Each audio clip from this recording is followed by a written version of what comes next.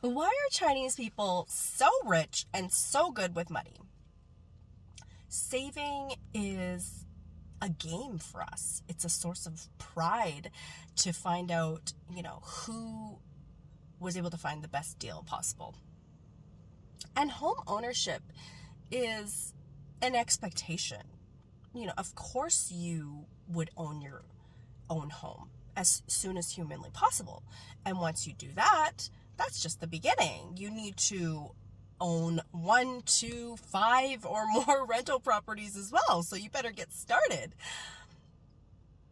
And higher education was also a given. Of course you go to university, and of course you have straight A's to back up being able to get into higher education.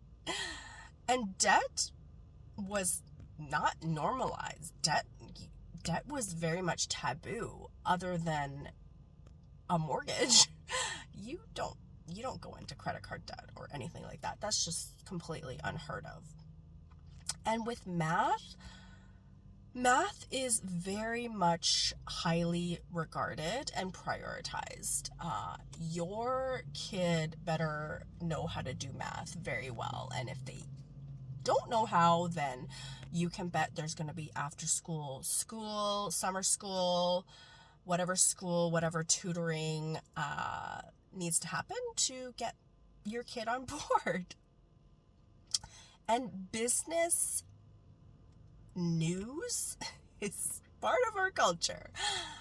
Growing up, my dad watched BNN Business News so much that the logo was perma scarred, burnt onto our computer screen. Doesn't matter what other channel you're watching, BNN is right there.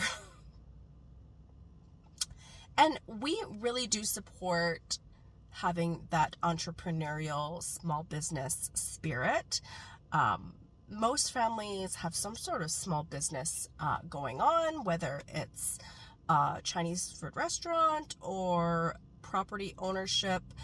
I think that's very much encouraged. So that's a good thing about our culture.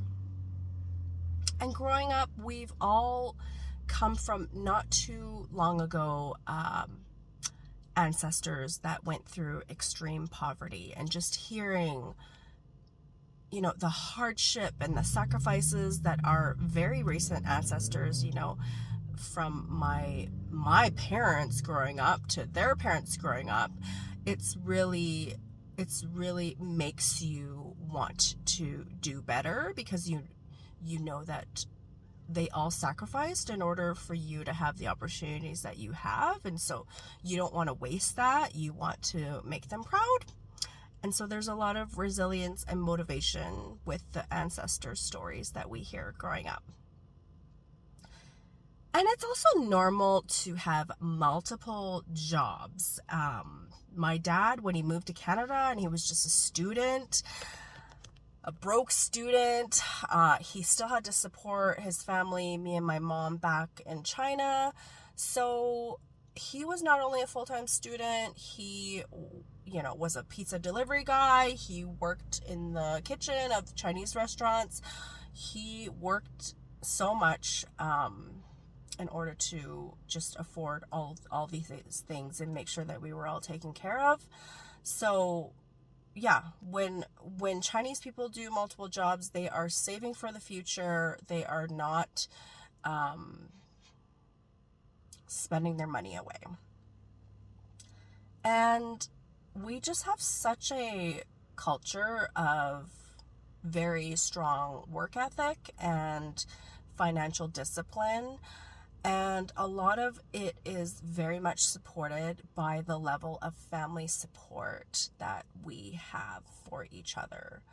I have always known growing up that my parents will do absolutely anything that is needed to make sure that I have a bright future. They will pay for my education. They will make sure that they just make sure I have as much as I possibly need. And so when you have that level of support from your family and that direction from your family about, you know, of course you go to university, of course you're gonna